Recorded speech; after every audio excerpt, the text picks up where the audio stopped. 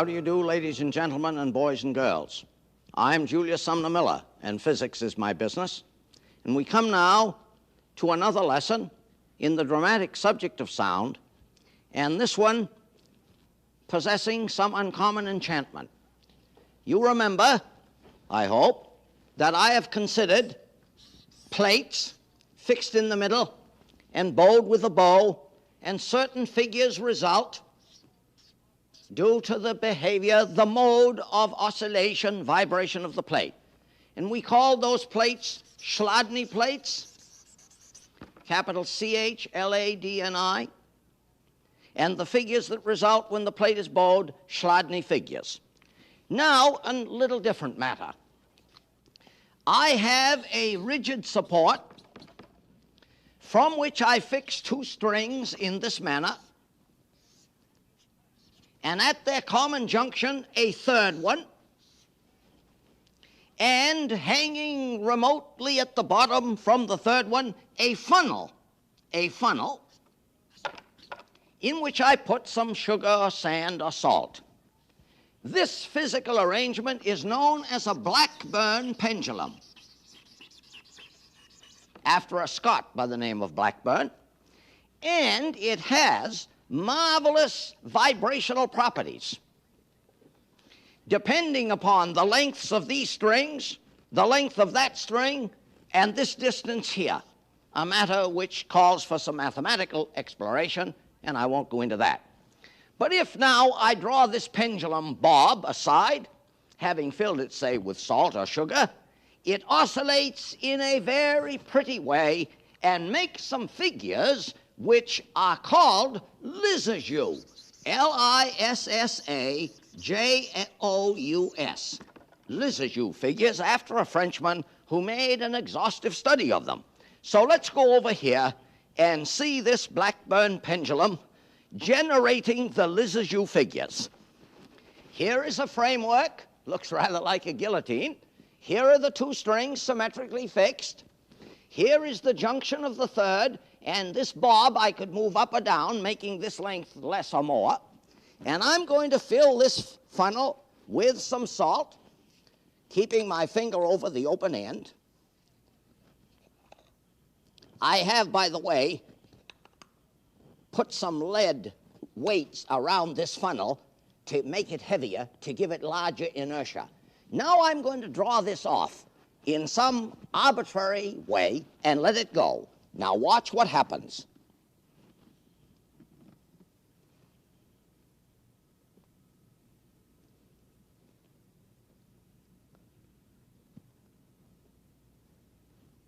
I say that's beautiful, beautiful. Now its motion is damping out, that is, getting less and less in amplitude, and notice the pretty figure that results. Now let me fill it again. Let me fill it again. And let me change this position. Oh, I may have a little trouble here. I need several hands. Let me change the position. There, I've gone way up there. Well, no, with only two hands, I can do just so much. So let it slip out. No hurt. Okay, now I'm going to start it again in another position. Watch it. We should, I suppose, get rid of this figure in order to see subsequent ones, but you'll get the idea.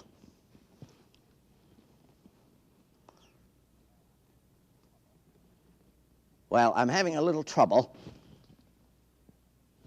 perhaps because the framework has some motion in it. But anyway, these are very pretty things to see, and I want to show you what can be done with this apparatus. Instead of having a funnel with sugar or salt or sand in it, let me have an enormously heavy ball with a hole in the ball and a light lodged inside the sphere, the ball, so that a point source of light falls on paper. This paper I could have on the turntable of a phonograph. So the table turns, the ball moves, and the light describes some beautiful curves. Let me show you some. They are absolutely enchanting. Here's one. Look at that. This is a Lissajous figure, made by a heavy bob with a light inside. Here is another one. And they are absolutely enchanting and of highly artistic composition. One would hardly imagine that these can be done by so simple a mechanical device. Look at that. Oh, here's one that I nearly missed, which would be a shame, really, to miss. This one needs to be viewed more properly that way. Or one such. Look at that. Or, look at this one. Incredible designs. Or such. Incredible. Oh, let me turn that so the camera gets a better view of it. And finally, such a one as this. Beautiful thing to witness.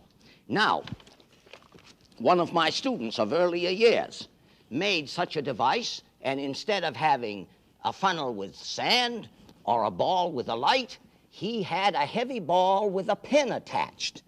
And the pen moved, and the paper moved. And here are some of the figures that resulted from his work. Notice the beautiful composition. Yeah. I'll run through these quickly to suggest the beauty, the artistry that can result from such an investigation. Lissajous figures. Compounded harmonic motions. Lissajous figures. Very dramatic.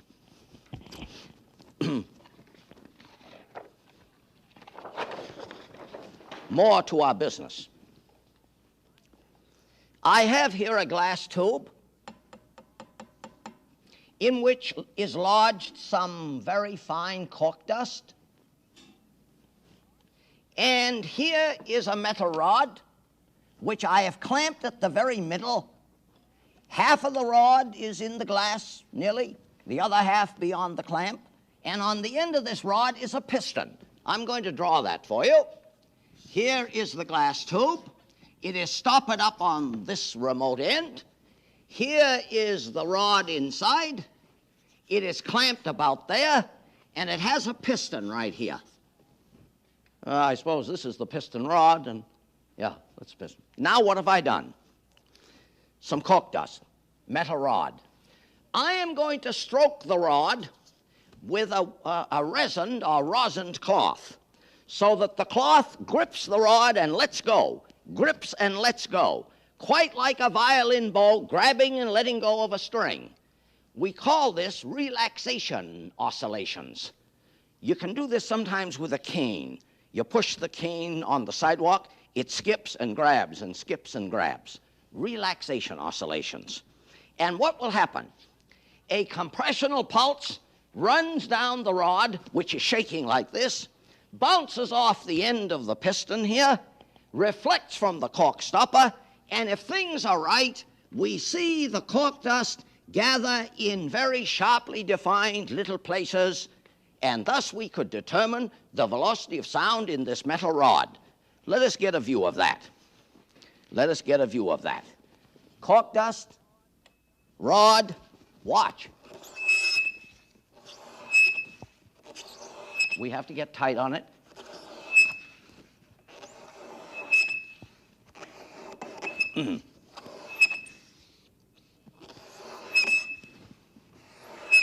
It's a little difficult to see. Perhaps the camera can get another view of it.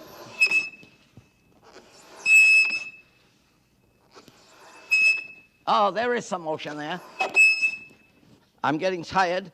That's hard work to do that. Now, what did I say we could do? With this, which is known as Kunsttube, K-U-N-D-T'-S, we can determine the velocity of sound in the metal rod, or we could put some unknown gas in here, or a known gas, say carbon dioxide, and determine the velocity of sound in the carbon dioxide. One more demonstration.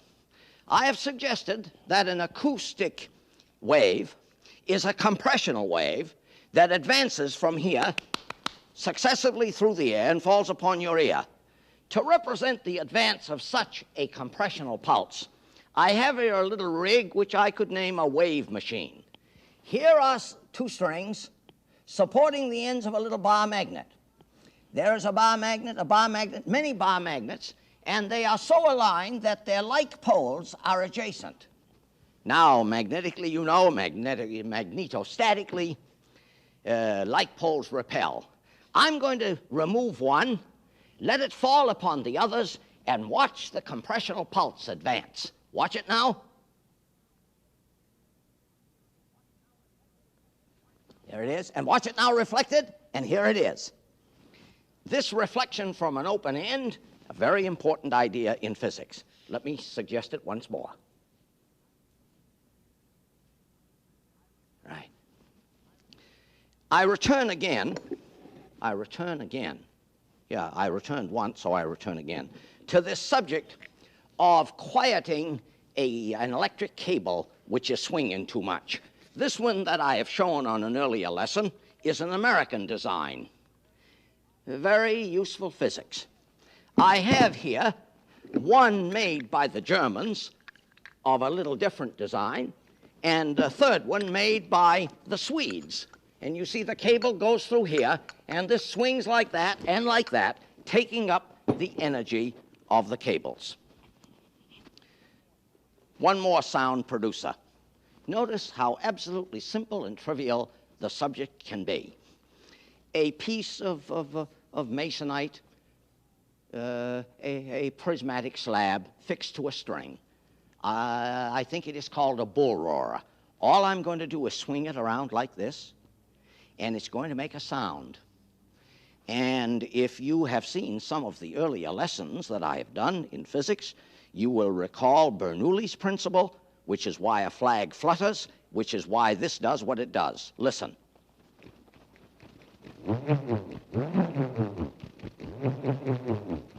A bull roarer. And it seems appropriate because the subject is so absolutely enchanting to show you once more a vibrating plate, which I will do with all speed. A plate which I have sprinkled, and I say that is very enchanting to see. And I thank you for following our discourse on waves and sound. Let me show you one more. Let me show you one more.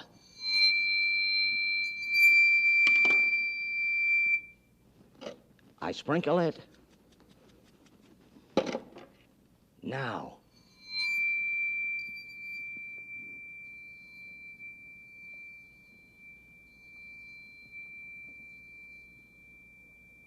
And this is beautiful for you to remember, and I thank you once again for following our discourse.